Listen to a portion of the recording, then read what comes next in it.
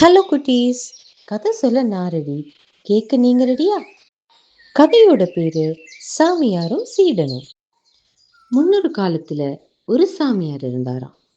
அவரு யாரையுமே நம்ப மாட்டாராம். ஏன்னா அவர்கிட்ட ஒரு பை நிறைய காசு இருந்துச்சாம். அந்த பைய தோல்லையே போட்டுட்டு இருப்பாராம். தூங்கும்போது கூட தலைக்கு பக்கத்திலேயே வச்சுட்டு தான் தூங்குவாராம். இத ரொம்ப நாளா ஒரு திருடன் பார்த்துட்டே இருந்தாராம். அந்த சாமியார் கிட்ட எப்படியாவது அந்த பைய திருடிடணும்னு முடிவு பண்ணிட்டாராம். ஒரு நாள் நேரா சாமியார் கிட்ட போய் காலிலே விழுந்துட்டாராம். குருவே, நான் ரொம்ப பாவப்பட்டவன். எனக்கு ஒரு வழி காட்டுங்களேன். என்ன உங்க சீடனா ஏத்துக்கோங்களேன்னு பயங்கரமா நடிச்சாராம். சாமியாரும் நம்பி சரின்னு அவரை சீடனா ஏத்துக்கிட்டாராம்.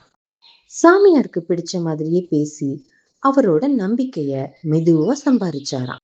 ஆனா அந்த பைய மட்டும் சீடன்கிட்ட கொடுக்கவே மாட்டார். சில நாட்களுக்கு அப்புறம் சாமியார் ஆத்துல குளிக்க போனாராம். சரி, இவர் இவ்வளோ நாள் நம்ம கூடவே இருக்காரே, இவரை நம்பலான்னு முடிவெடுத்தாராம். தம்பி, நான் ஆத்துல இறங்கி குளிச்சுட்டு வரேன். அது வரைக்கும் இந்த பைய பத்திரமா பார்த்துக்கோன்னு சொல்லி ஆத்துல இறங்குனாராம். அவ்வளவுதான். அந்த திருடர் பைய தூக்கிட்டு ஒரே ஓட்டமா ஓடிட்டாராம். எங்க போனார்னு யாருக்குமே தெரியலையா. பாவ சாமியார் ஆத்துல ஜாலியா குளிச்சுட்டு மேல வந்து பார்த்தா சீடனையும் காணுமா, பையையும் காணுமா.